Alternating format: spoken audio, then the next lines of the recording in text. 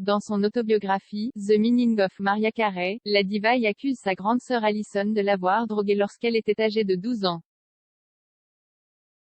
Allison Carey a décidé de porter plainte et lui réclame 1,25 million de dollars de dommages et intérêts. Mariah Carey plus suivre ne plus suivre rien ne va plus entre Mariah Carey et sa grande sœur Allison. La raison, l'autobiographie, The Meaning of Mariah Carey, sortie en septembre 2020, dans laquelle la diva racontait les sévices que lui avait fait subir sa sœur lorsqu'elle était adolescente. Dans les pages de l'ouvrage, Allison Carey est accusée d'avoir drogué la chanteuse avec du Valium, d'avoir tenté de la prostituer et de lui avoir jeté une tasse de thé brûlante, lui causant des blessures au 3e degré. Des faits qui se seraient produits lorsque l'interprète de All I Want for Christmas était âgé de 12 ans, et qui sont décrits dans le chapitre « Dandelion Tea, thé au pissenlit, NDLR » de l'autobiographie.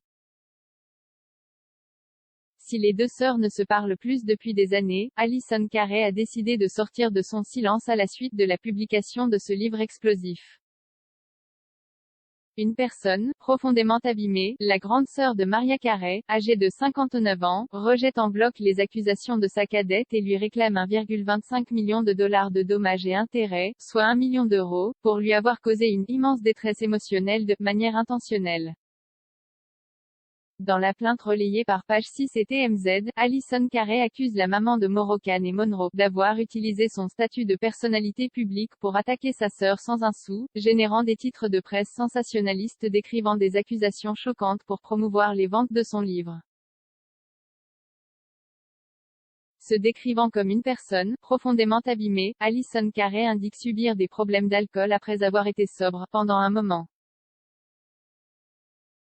Elle reproche à sa sœur de n'avoir apporté aucune preuve à ses accusations et de ne jamais lui avoir donné la possibilité de s'expliquer. Allison Carey n'a pas souhaité prendre d'avocat et d'être sa propre représentante. Elle n'a, pour l'instant, pas répondu aux sollicitations de la presse américaine.